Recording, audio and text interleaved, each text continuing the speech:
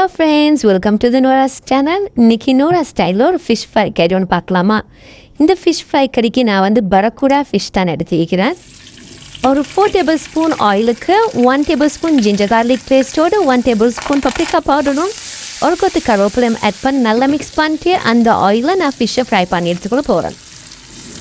கறியில் ரொம்ப ஈஸியாக விற்கக்கூடிய கறி தான் ஃபிஷ் கறி. பட் இந்த ஃபிஷ் கறின்னா ரொம்ப ஆசையாக டைம் எடுத்து செய்யக்கூடிய கறி.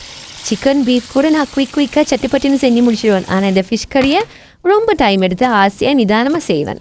ஃபிஷ் ஃப்ரை ஆகி கொண்டிருக்கிற கேப்பில் நான் ஒரு 6 சின்ன வெங்காயத்துக்கு 6 பூண்டு எடுத்துக்கொண்டு இது மாதிரி நல்லா சாப்பரில் போட்டு சாப் பண்ணிக்கொண்டேன். அது கூடவே ஒரு தக்காளியும் நான் கட் பண்ணி எடுத்துக்கொண்டேன். 1 இல்லை 2. ஏன்னா இந்த கறியில் ரொம்ப டேஸ்ட் புளித்தன்மை ஜாஸ்தியாக தான். கோல்டன் ப்ரௌன் கலரில் இந்த ஃபிஷ்ஷை நல்லா ஃப்ரை பண்ணி எடுத்துக்கோங்க. ஃபிஷ் ஃப்ரை ஆகிற கேப்பில் நாங்கள் தாளிப்புக்கு ரெடி பண்ணலாம்.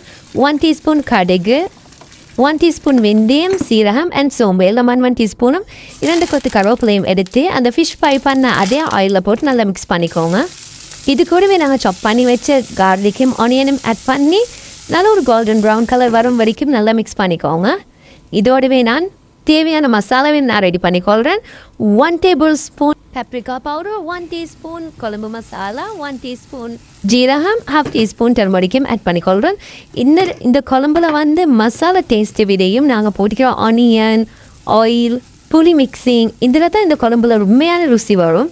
இது கூடவே நான் கட் பண்ணி வச்ச தக்காளியையும் ஒரு தேசிக்க சைஸ் அளவுக்கு புளியையும் கரைச்சி இது கூடவே ஆட் பண்ணிக்கொள்கிறேன்.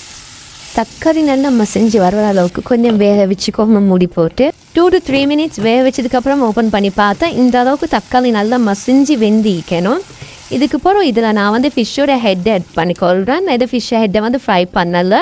ஏன்னா அதை ஃப்ரை பண்ணாமல் நாங்கள் எந்த ஒரு கிரேவிக்கு ஆட் பண்ணால் அந்த கிரேவியில் ஃபிஷ்ஷை அந்த குழம்புல அந்த ஃபிஷ்ஷுடைய டேஸ்ட் நல்லா பக்காவாக பிடிச்சிக்கொள்ளும்.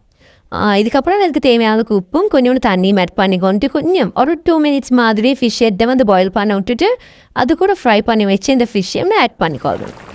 ஃப்ரை பண்ணி வச்ச ஃபிஷ்ஷை ஆட் பண்ணதுக்கப்புறம் ஒரு 2 to 3 minutes பாயில் பண்ணால் இட்ஸ் இனஃப். அதுக்கப்புறம் ஸ்டவ் ஆஃப் பண்ணிடுங்க.